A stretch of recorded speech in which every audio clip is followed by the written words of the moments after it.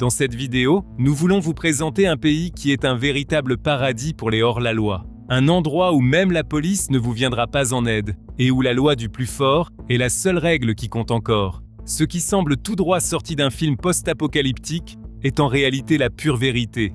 Le Venezuela, sans doute le dernier pays au monde, sans véritable loi. Avant de plonger dans les foyers du chaos, clarifions d'abord ce que signifie « sans loi » au Venezuela. Ce n'est pas qu'il n'y ait pas de loi. Sur le papier, le Venezuela est une république. Mais la réalité est tout autre.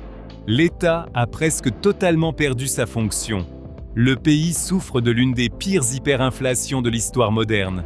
Le bolivar, la monnaie officielle, est pratiquement sans valeur. Les gens ont littéralement besoin de brouettes pleines de billets pour acheter quelques provisions. Et même cela demande de la chance, car les rayons des magasins sont constamment vides et les produits de base manquent partout. Les salaires deviennent presque inutiles avant même d'avoir pu être dépensés. How long will it take the average person around here to buy that bottle of water? Una semana. Le résultat, c'est une économie qui repose désormais presque entièrement sur le dollar américain, échangé sur le marché noir. En résumé, si vous n'avez pas de dollar, vous n'avez rien. Comme cette mère, par exemple, qui, comme beaucoup d'autres, doit fouiller les ordures dans la rue pour trouver de la nourriture pour sa famille. The only thing I want is to wake up one day and realize this nightmare is over, that neither I nor anyone else has to eat from the trash. À cela s'ajoute une corruption généralisée. Presque chaque policier, soldat ou fonctionnaire peut être acheté. Sur l'indice mondial de la corruption, seuls la Somalie et le Soudan du Sud font pire. Ainsi, si vous devez effectuer la moindre démarche administrative, vous devez apporter un pot de vin. Même si vous avez été victime d'un vol et souhaitez le signaler, vous devez payer la police pour avoir une chance qu'elle enquête.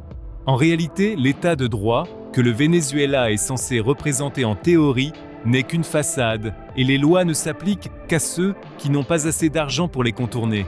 Cela a conduit à ce qui est aujourd'hui en réalité un État dans l'État. Au Venezuela, le pouvoir est principalement entre les mains des collectivos, des groupes des paramilitaires qui prétendent officiellement défendre la révolution, mais qui en vérité contrôlent des quartiers entiers. Et bien sûr, il y a aussi d'immenses bandes criminelles, les méga-bandas, qui imposent de leurs propres lois à coups d'armes lourdes. Maintenant que vous avez une idée des conditions de vie misérables des citoyens vénézuéliens, plongeons dans leur réalité quotidienne chaotique. Nulle part le chaos n'est aussi visible que dans la capitale, Caracas. Autrefois une métropole animée, Caracas est aujourd'hui considérée comme l'une des villes les plus dangereuses du monde. La vie quotidienne y est une lutte constante pour la survie, et les braquages à main armée en plein jour sont monnaie courante. En fait, même les conducteurs gardent leurs vitres fermées en permanence, quelle que soit la chaleur, par peur d'être attaqués au feu rouge. Et cette peur est justifiée. Caracas enregistre environ 120 meurtres pour 100 000 habitants chaque année. The thing that's incredible here is just how little of a thing this is to people passing by. It's just numerous people walking past. There's a body lying in the middle of the street and there isn't even a crowd. It's just part of daily life for Caracas. Mais le véritable visage du chaos se révèle dans les barrios, les immenses bidonvilles qui grimpent sur les collines de Caracas. Dans des endroits comme Petare ou El Valle, des millions de personnes vivent entassées. Entrer dans ces quartiers, c'est comme pénétrer dans un autre monde. La vue des cabanes de fortune, construites illégalement et serrées le long de ruelles étroites, est déjà choquante en soi. À cela s'ajoutent les déchets éparpillés partout, et il faut faire attention où l'on marche pour ne pas tomber dans l'une des innombrables canalisations d'égouts à ciel ouvert.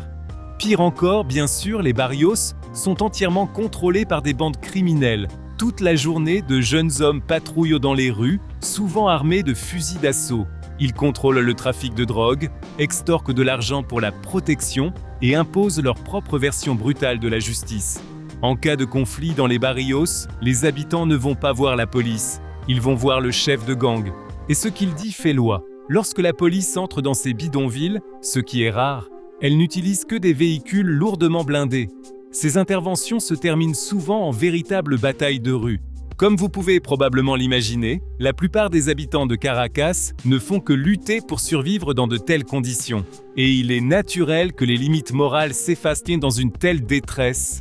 La misère économique pousse d'innombrables femmes, et même des filles mineures, à la prostitution, tandis que de nombreux hommes se tournent vers le trafic de drogue ou d'armes pour gagner les précieux dollars nécessaires à la survie de leur famille. I don't feel very good about this work, she says, because you have to cope with a lot of horrible stuff, and I don't sleep very well.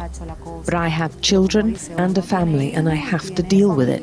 Cette absence de loi et ce désespoir sont dévastateurs pour les Vénézuéliens. Mais, à l'inverse, ils sont idéaux pour les cartels et les groupes de guérilla colombiens. C'est pourquoi ils utilisent le pays comme route de transit et refuge sûr. En conséquence, le Venezuela est devenu un immense centre du trafic de drogue. Et la consommation ouverte de stupéfiants est devenue courante partout. La situation est également dramatique sur l'île Margarita, une île située au large du continent vénézuélien, faisant partie du pays.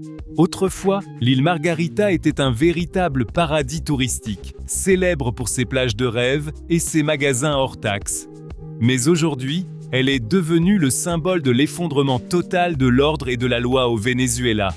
Elle est désormais un foyer du trafic de drogue, du commerce international d'armes et du tourisme sexuel déchaîné, notamment dans des endroits comme Port-la-Mar ou Juan Griego. Des organisations criminelles internationales, telles que la soi-disant mafia russe, y ont établi leur base et mènent librement leurs affaires grâce à l'absence totale de contrôle étatique.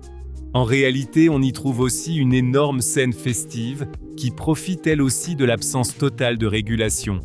En clair, on peut y faire la fête sans aucune limite et consommer tout ce que l'on veut. Mais puisque seule la loi du plus fort s'applique, une nuit de fête peut facilement virer au drame. Beaucoup de gens qui s'y rendent simplement pour fuir la dure réalité, le temps d'une nuit finissent par y laisser leur vie. Bien que, en moyenne, 19 personnes soient tuées chaque jour au Venezuela, le taux d'élucidation de ces crimes violents est inférieur à 10%, contre 98% dans la plupart des pays européens. Et même lorsque les coupables sont arrêtés, ils peuvent généralement acheter leur liberté grâce à la corruption généralisée. Maintenant que vous avez entrevu le chaos qui règne au Venezuela, vous pourriez penser que tous les citoyens souffrent de ces conditions. Mais c'est une idée fausse. Il existe aussi une petite élite extrêmement riche qui vit dans une réalité totalement différente. Les riches du Venezuela habitent dans des domaines luxueux, protégés par de hauts murs surmontés de barbelés, et emploient des gardes privés mieux armés que la police locale. Ils circulent en limousines blindées, s'envolent en jets privés pour faire du shopping à Miami, et se détendent dans des clubs de golf exclusifs. Contrairement à la majorité des Vénézuéliens, ces ultra-riches profitent en réalité du chaos et de l'absence de loi dans le pays. Leur fortune provient souvent de contrats corrompus avec le gouvernement, du secteur pétrolier ou d'activités carrément illégales. Au final, ce sont eux, les gagnants du système, exploitant le chaos pour s'enrichir encore davantage. Vous vous demandez peut-être comment le pays en est arrivé là? Alors examinons brièvement les causes. Elles sont complexes, mais voici un résumé des principaux facteurs. Pendant des décennies, le Venezuela a été l'un des pays les plus riches d'Amérique du Sud grâce à ses immenses réserves de pétrole. Mais cette dépendance au pétrole est devenue un piège. La mauvaise gestion, la corruption massive et les politiques socialistes d'Hugo Chavez, puis de son successeur Nicolás Maduro, ont détruit l'économie. Les entreprises ont été nationalisées, puis menées à la faillite, la production agricole s'est effondrée, et lorsque les prix du pétrole ont fini par chuter, tout le système s'est effondré avec eux, menant aux conditions que nous connaissons aujourd'hui. Après vous avoir montré toutes les facettes sombres du dernier pays sans loi, nous ne devons pas oublier que le Venezuela n'est pas uniquement chaos. C'est aussi une terre d'une beauté naturelle à couper le souffle. Des plus hautes chutes d'eau du monde, les chutes Angel, aux montagnes tabulaires mystiques et aux plages paradisiaques, il existe là-bas des lieux véritablement splendides. Et il faut aussi se souvenir que les Vénézuéliens possèdent une culture riche et une hospitalité chaleureuse. Malgré la situation dramatique de leur pays, ils essaient de tirer le meilleur parti de leur vie et continuent d'espérer un avenir meilleur. Écrivez dans les commentaires votre avis sur la situation actuelle au Venezuela et comment, selon vous, l'avenir pourrait évoluer. Laissez un like si vous avez apprécié la vidéo et abonnez-vous à la chaîne. Salut, à la prochaine!